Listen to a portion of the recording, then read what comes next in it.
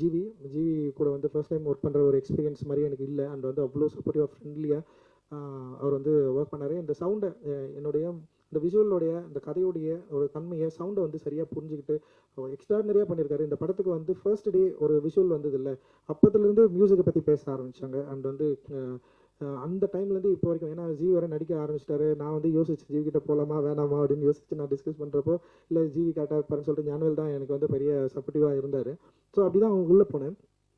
ஜிவியோட பேசின ஒரு ஒரு சின்ன டைம்லேயே வந்து எனக்கு வந்து பயங்கரமாக கனெக்ட் ஆகிட்டேன் ஜிவி கூட. அண்ட் வந்து அவர் வந்து அந்த படத்தை பார்த்த விதம், அவர் என்னை நம்பின விதம், அந்த ஸ்கிரிப்டை நம்பின விதம், அந்த ஸ்கிரிப்டுக்கு என்ன மாதிரி சவுண்ட்ஸ் தேவைன்னு சொல்லிட்டு அவர் வந்து அண்டர்ஸ்டாண்ட் பண்ணிக்கிட்டது. இன்றைக்கி ஒரு 3 சாங் வெளியே வந்திருக்கு. அந்த 3 சாங்கும் வந்து நீங்கள் மக்களால் வந்து கொண்டாடப்படுது, பயங்கரமாக ஏற்றுக்கொள்ளப்பட்டிருக்கு. அப்படின்றதே வந்து இந்த படத்துக்கு மிகப்பெரிய ஒரு வெற்றியை முன்னாடியே வந்து ஒரு தீர்மானித்து கொடுத்த ஒரு முக்கியமான ஒரு ஒரு கிராஃப்ட்மேனாக வந்து நான் ஜிவியை நான் வந்து பார்க்குறேன். வந்து